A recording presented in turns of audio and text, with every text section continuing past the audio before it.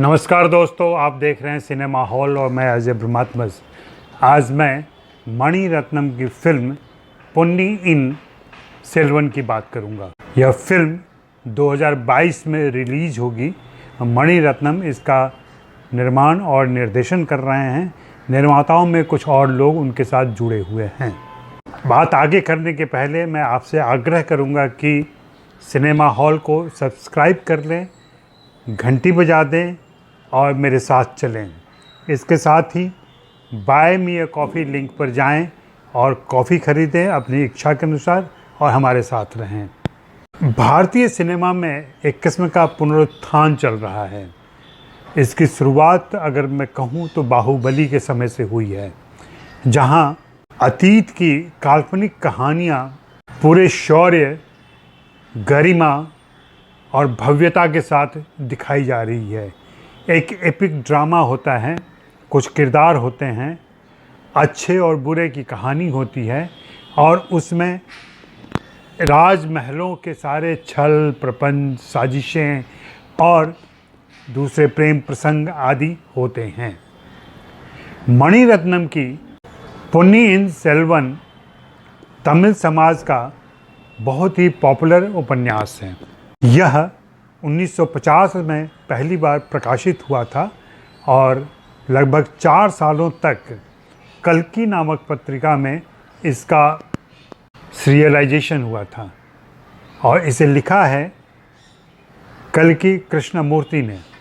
कहते हैं कि इस उपन्यास के प्रकाशन से और धारावाहिक प्रकाशन से उस पत्रिका की प्रसार संख्या अचानक तेज़ी से बढ़ी थी और उस ज़माने में 50 से लेकर 54 के बीच में 70,000 से अधिक प्रतियां उसकी बिक जाती थीं।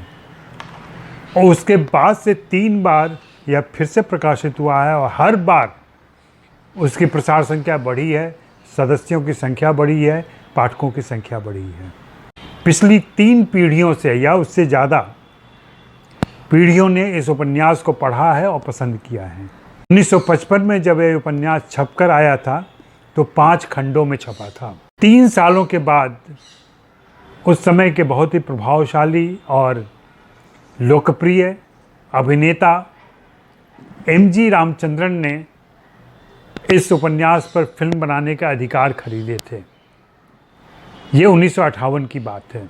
उन्होंने कोशिश की, शुरुआत चल रही थी, तैयारियां चल रही थी, तभी उनकी दुर्घटना हो गई और उस दुर्घटना की वजह से वे 6 महीने तक कोई काम नहीं कर सके। बाद में यह प्रोजेक्ट स्थगित कर दिया गया और यह तब से रुका हुआ था। 2008 में इस पर एक एनिमेशन फिल्म तैयार की गई थी एपिसोडिक तरीके से, और बताते हैं कि यह 7 साल तक प्रसारित होता रहा और दर्शक इससे चिपके रहे। यह वह दौर था जब टीवी सीरीज़ दर्शकों के बीच बहुत पॉपुलर थे, उनकी मांग भी बनी हुई थी। 2012 में मणि रत्नम ने पहली कोशिश की थी इस पर फिल्म बनाने की, लेकिन तब वे इसमें कामयाब नहीं हो पाए थे और फिर यह प्रोजेक्ट रुक गया था। अब जाकर के उन्होंने इस फिल्म की शुरुआत की है और जैसे कि घोषणा हो चुकी है कि 2022 में यह फिल्म रिलीज होगी। इसके साथ अनेक प्रतिभाएं जुड़ी हुई हैं।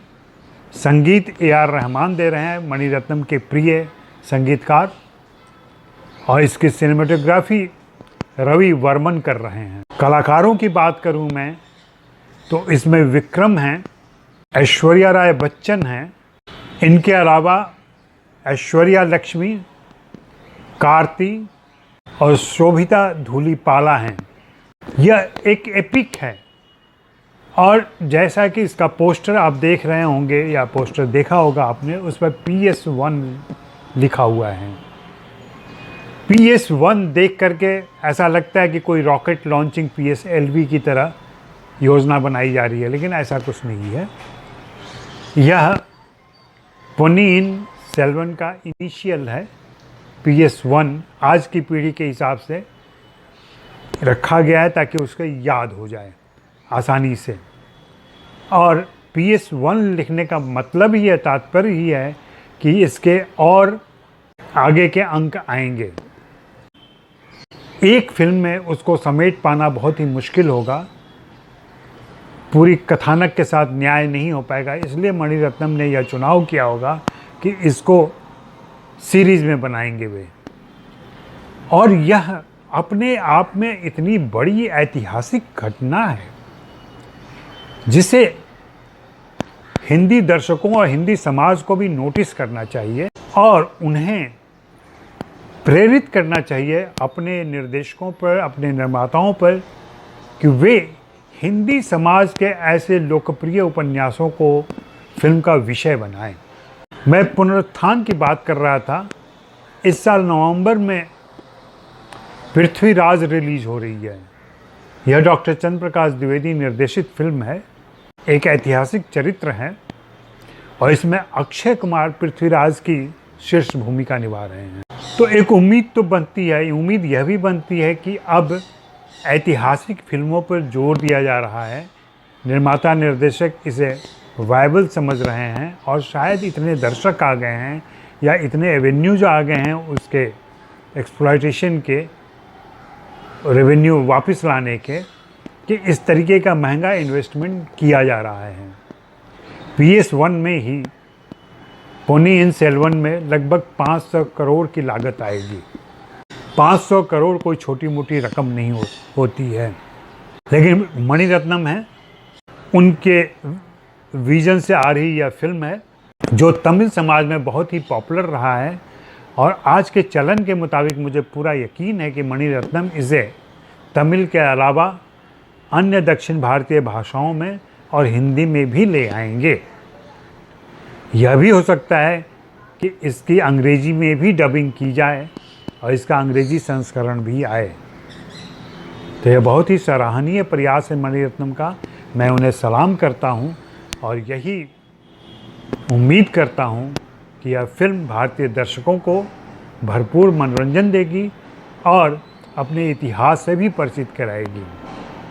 पोन्नियिन सेल्वन चोला राजवंश की कहानी है और इसके लिए इसके उपन्यासकार ने 3 बार श्रीलंका की यात्रा की थी अरुल नामक किरदार के समझने के लिए और अरुल नामक किरदार के चित्र। तो हम आप दोनों इंतज़ार करते हैं और इस बीच आप सिनेमा हॉल सब्सक्राइब कर लें और हमारे साथ रहें।